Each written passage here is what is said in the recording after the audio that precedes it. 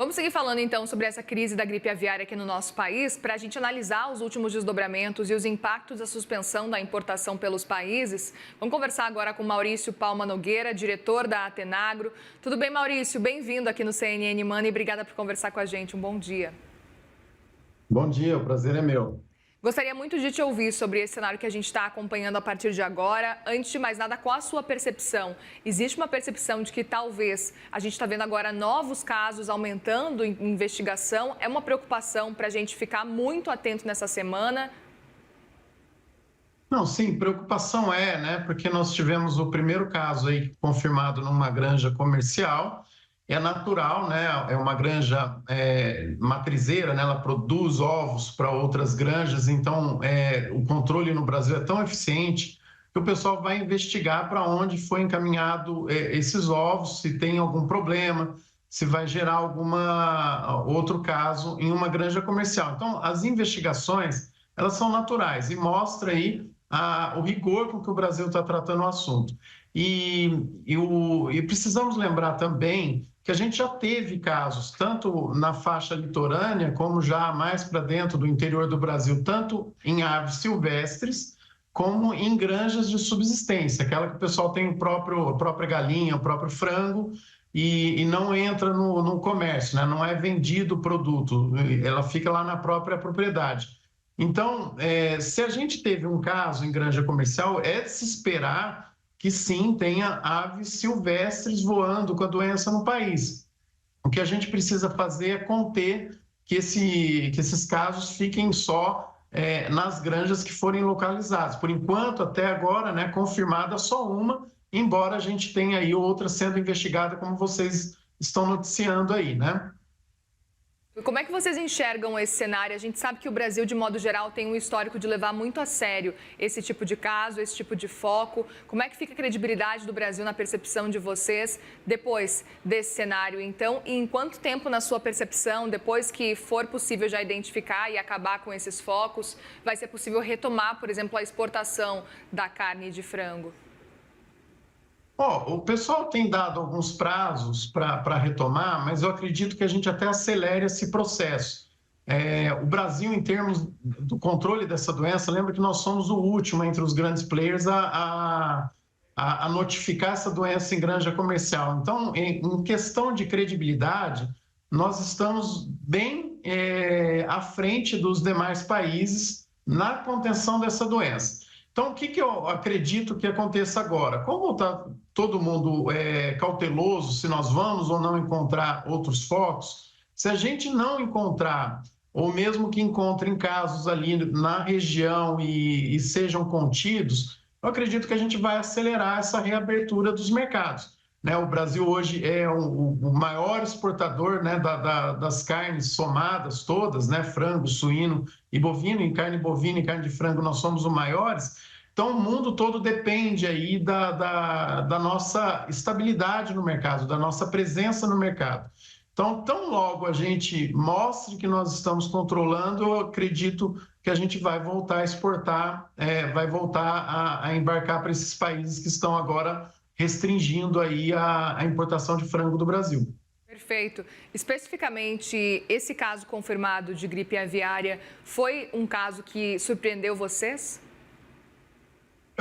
A mim não, porque há quase 3 anos nós tivemos já o primeiro caso em ave silvestre. Depois tivemos o caso em galinheiros aí de subsistência, né? Esse pessoal que tem galinha em quintal. É natural que isso aparecesse em algum momento, né? Então, para falar a verdade, dentro das realidades do que nós vimos acontecer em outros países, até demorou muito para aparecer em granja comercial, o que mostra que o nosso controle é mais eficiente. Então, nesse momento, claro, né, a gente vai precisar continuar investigando. Eu confio muito no controle das granjas, no controle da indústria, que tem integração, no controle aí de todos os órgãos envolvidos. Eu acredito que a gente esteja muito mais preparado do que estavam outros países. Em algum momento isso ia acontecer, aconteceu agora. Perguntar também o que a gente precisa fazer para repensar e evitar que casos como esse voltem a se repetir. A gente sabe que a gente tem um grande controle nesse cenário para esse tipo de foco, mas ainda assim a gente certamente vai poder aprender desse episódio, né? O que a gente precisa tirar de aprendizado? É a primeira vez agora que a gente teve, né, um caso concreto, confirmado em granja comercial. Eu acho que a própria execução do processo todo aí, que o Ministério, os órgãos responsáveis, as associações estão apresentando, a própria gestão desse processo vai fazer com que a gente melhore. Então, é a primeira vez que a gente tem esse evento em granja comercial. Nós vamos analisar o que tem de pontos para ser melhorados aí nos controles. E, claro, né, redobrar muito a atenção com todo o fluxo de animais vivos, né, todo o controle para evitar contato com pássaros silvestres, com galinhas de granja de subsistência, né, de quintais. Enfim, o evento faz com que a gente melhore. Evidentemente, a gente vai melhorar muito ainda o nosso controle, mas, como eu falei antes, né, e isso é uma opinião que está sendo bem recorrente aí no setor, o Brasil já está se preparando há muito tempo para um evento dessa natureza. Vamos ver agora, né, o impacto todo, se esses casos que estão sendo analisados vão se confirmar ou não, e é normal que a gente comece a aumentar o rigor de fiscalização. Então, por isso que vai noticiando vários casos que estão sendo investigados, porque nós estamos aumentando o rigor à medida que estabeleceu o protocolo de controle, né, que é previsto aí pelo Ministério. Perfeito. Outro ponto que eu queria entender, olhando do ponto de vista do consumidor, tá? O consumidor brasileiro que está vendo agora vários países suspendendo a importação do frango brasileiro, o quão preocupados os consumidores brasileiros de frango, de ovos, precisam estar nesse momento, vendo esse cenário externo? A preocupação é zero, porque a doença ela não passa pelo consumo nem de ovos nem de carne de frango. Então, o consumidor pode ficar tranquilo. Os raros casos de contaminação que já foram registrados no mundo são de pessoas que estiveram em contato com as aves. Então, não existe perigo nenhum de consumir ovo ou carne de frango, o consumidor pode ficar tranquilo. Essas medidas que os países tomam, elas são muito mais relacionadas a regras comerciais, a acordos comerciais e, claro, receio de que a própria doença possa passar para aves no próprio país. É uma doença aí que, evidentemente, quando ataca uma granja, ela é extremamente prejudicial, porque os animais acabam se debilitando até morrer, né? Por isso que faz todo o abate, né, que a gente tem que fazer nas granjas que foram identificadas, né? A gente tem que evitar que essa doença se prolifere, mas para o consumidor, a questão de consumo não tem perigo nenhum, pode ficar tranquilo. Perfeito. E aí, outro ponto que eu queria entender, olhando para esse cenário que a gente está acompanhando aqui, ainda tentando entender exatamente quais podem ser os próximos passos, o que a gente pode esperar por parte aí do governo federal, que está acompanhando muito de perto também, até para que a gente consiga cobrar e entender qual que é o caminho necessário, levando em consideração agora esse primeiro foco realmente confirmado. Eu acredito que eles já estão executando o que a gente espera, muita transparência, estão inclusive sempre informando o que está sendo investigado, o que foi feito de protocolo, estão muito alinhados com as secretarias, com a indústria. Então, eu acredito que os passos estão sendo dados. Eu acho que a partir do momento que a gente conseguir dimensionar mesmo o impacto, e lembra, né, isso aí aconteceu no final da semana passada. Então, nós temos aí um dia e meio, né? Nem um dia e meio, nós temos praticamente um dia comercial aí, desde a confirmação do primeiro evento, né? Então, à medida que a gente vai sabendo mais, os próximos passos, eu acho que é o Ministério tranquilizar e começar já a negociar a reabertura desses mercados que estão se fechando, né? Mas a transparência, o rigor técnico, todo o protocolo está sendo executado da forma com que a gente esperava. Então, nesse ponto, a gente está bem tranquilo aí com o andamento das ações, né? Perfeito. Outro ponto que eu queria te ouvir, Maurício, é com relação ao acordo de livre comércio com a União Europeia. A gente sabe que agora já tem grande parte aí desse processo que avançou, mas a gente está acompanhando de perto a expectativa em torno das votações dos parlamentos, né? Porque agora os países lá na União Europeia precisam votar no parlamento o avanço, então, desse acordo. E aí existem dúvidas. A gente sabe que, de modo geral, a França e a Itália são muito mais protecionistas quando a gente olha para esse cenário, principalmente por causa do nosso agro.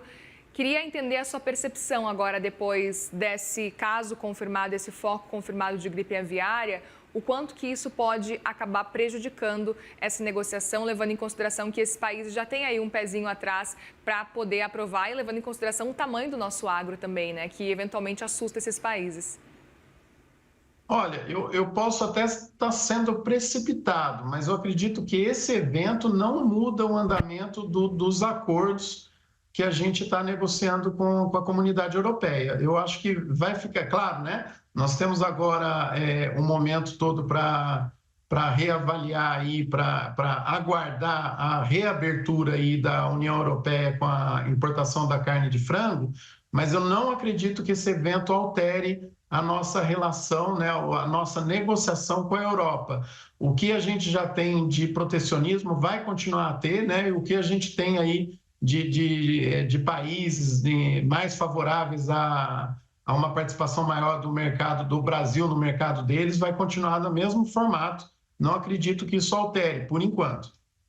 E outro ponto que eu queria te ouvir também com relação a esse cenário que a gente está acompanhando é em quanto tempo, na sua percepção, a gente consegue esperar para realmente esse caso se solucionar, esse cenário todo no Brasil se solucionar. A gente pode imaginar que, não sei, uma semana é um período importante para a gente estabelecer que é um limite, assim, a partir de uma semana o prejuízo pode ser maior. A gente consegue definir algum prazo ou não? Sim, se a gente começar a ter mais casos confirmados, eu acredito que a gente vai ter, sim, que redimensionar a leitura que a gente faz, né? Por exemplo, no momento, o que a gente esperava? Um aumento aí, claro, de carne no mercado interno, carne que seria exportada fica no mercado interno, a gente está exportando aí por volta de 1/3 do que a gente produz no Brasil, né? Então, nós temos aí todo o preparo das granjas para colocar essa carne toda no mercado, né? Se a gente continuar tendo casos, se aparecer mais alguma confirmação ou outra, ou várias suspeitas aí sim, esse prazo dos países retomarem as importações de carne no Brasil se prolongam, e aí sim nós vamos ter um impacto muito grande. Num primeiro momento, esse impacto é favorável ao consumidor, porque fica carne no mercado, carne que seria exportada fica no mercado, abaixa os preços todos e, inclusive, carrega junto outras proteínas, então carne bovina, carne suína, acaba tendo os preços aí rebaixados no mercado. E, num segundo momento, nós vamos ter o efeito inverso. Se essa situação se prolongar, as granjas diminuem a produção e lá na frente nós temos alta de preço. Então, o impacto ele é positivo para o consumidor no primeiro momento e muito ruim no segundo momento. O que a gente torce para que aconteça?